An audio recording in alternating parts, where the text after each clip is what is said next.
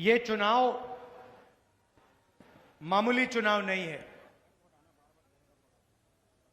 इसमें विचारधारा की लड़ाई है।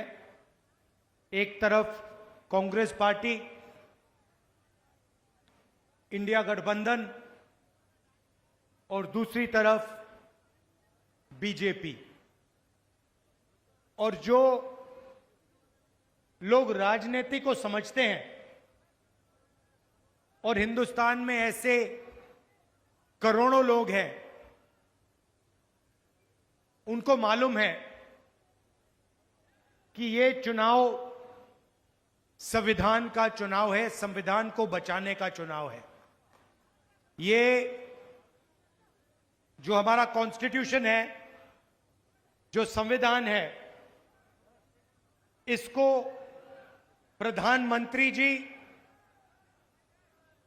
बीजेपी के नेता, आरएसएस के लोग खत्म करना चाहते हैं, बदलना चाहते हैं। एक तरफ वो कॉन्स्टिट्यूशन को खत्म करने में लगे हैं और दूसरी तरफ कांग्रेस पार्टी इसको बचाने की कोशिश कर रही है। तो ये 2024 का चुनाव एक प्रकार से संविधान का चुनाव है। अब ये जो संविधान है, ये सिर्फ एक किताब नहीं है। लोग इसको कहते हैं कि ये दुनिया का सबसे बड़ा कॉन्स्टिट्यूशन है, मगर ये सिर्फ किताब नहीं है। ये इस देश में ये गरीबों को अधिकार देता है, ये गरीबों की रक्षा करता है, प्रोटेक्शन देता है, उनके भविष्य की देखभाल करता है और देश में उनकी आवाज और उनका जो जीने का तरीका है, उसकी रक्षा करता है। बीजेपी चाहती है कि इसे फाड़ के फेंक दिया जाए और राज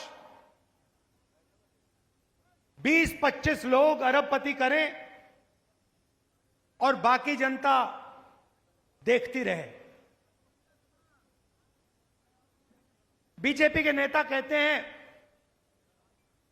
एक नहीं अनेक ने कहा है कि हमारी सरकार बनेगी तो इस बार हम कॉन्स्टिट्यूशन को, संविधान को खत्म कर देंगे। दूसरे नेता कहते हैं कि रिजर्वेशन को खत्म कर देंगे। देखिए, संविधान में से रिजर्वेशन निकला, संविधान में से वोट निकला, संविधान में से पब्लिक सेक्टर निकला, संविधान में से आपके अधिकार आए, आपके जो हक हैं, ये सब संविधान की देन है। और अगर ये चला जाएगा तो आदिवासी भाइयों को मैं कहना चाहता हूं, आपका जल, आपका जंगल, आपका जमीन, आपकी जमीन, जीने का तरीका, भाषाएं, ये सब गायब हो जाएंगे। अगर इस चुनाव में सारे लोगों को पता लग गया है कि आक्रमण लोकतंत्र पे है, आक्रमण संविधान पे है, आक्रमण रिजर्वेशन पे है, आक्रमण पब्लिक सेक्टर पे है, सारे लोगों को यह पता लग गया है।